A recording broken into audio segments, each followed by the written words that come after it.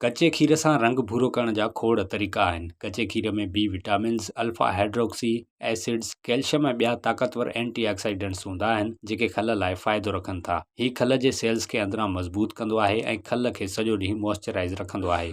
कच्चे खीर सां चहिरो साफ़ करण जा तरीक़ा ॼाणे अव्हां बि वधीक ख़ूबसूरत बणिजी सघो था। जेकॾहिं अव्हां जे चहिरे ते मोहीड़ा आहिनि त इहो खीर अव्हां जे मोहीड़नि खे आहिस्ते आहिस्ते ख़तमु करे छॾींदो। तेल वारी खल लाइ खल जे खालनि जे अंदरां वाधू सीबम कढणु ऐं वॾनि खालनि खे सख़्तु करण लाइ इहो खीर इस्तेमालु करियो। खीर खे कुदरती तौर ते चहिरो साफ़ कंदड़ क्लींज़र बि सम्झो वेंदो आहे। खीर बंदि कयल सोराखनि जे अंदरां समूरो गंद कढी वठंदो आहे। वधीक दाग, मोहीड़ा ऐं ॿिया मसइला बि हल कंदो आहे। पंहिंजे चहिरे ते साफ़ कपह सां थोरो थोरो खीर हणी महिटियो। कपह जी मदद सां गंदगी साफ़ करियो, जंहिंसां सणप बि निकिरी वेंदो आहे ऐं चहिरो मॉइस्चराइज़ थी वेंदो आहे। हिन सवले घरेलू इलाज ऐं इस्तेमाल सां खल नरम थी वेंदी आहे, ख़राब सेल्स ख़तम थी वेंदा आहिनि। हिकु नई कपह खे खीर में ॿोड़े ख़ुश्क खल ते हणो ऐं 15 खां 20 मिंटनि ताईं छॾे ॾियो। जॾहिं इहो मास्क ख़ुश्क थी वञे त चहिरे खे चोरियो न, छो त लकीरूं ठही वेंदियूं। हाणे थधे पाणी सां धोई वठो ऐं चहिरो सॼो ॾींहुं नरम रहंदो। खीर सां खल जो रंग बि ठीकु करे सघिजे थो। खीर जो लैक्टिक एसिड न रुॻो खल खे निखारे थो, पर खल ते मौजूदु मुअल सेल्स मां छुटकारो ॾियारे थो। हिकु प्याली में ताज़ो कचो खीर विझो ऐं उन में नरम वॉश क्लॉथ ॿोड़े निपूड़े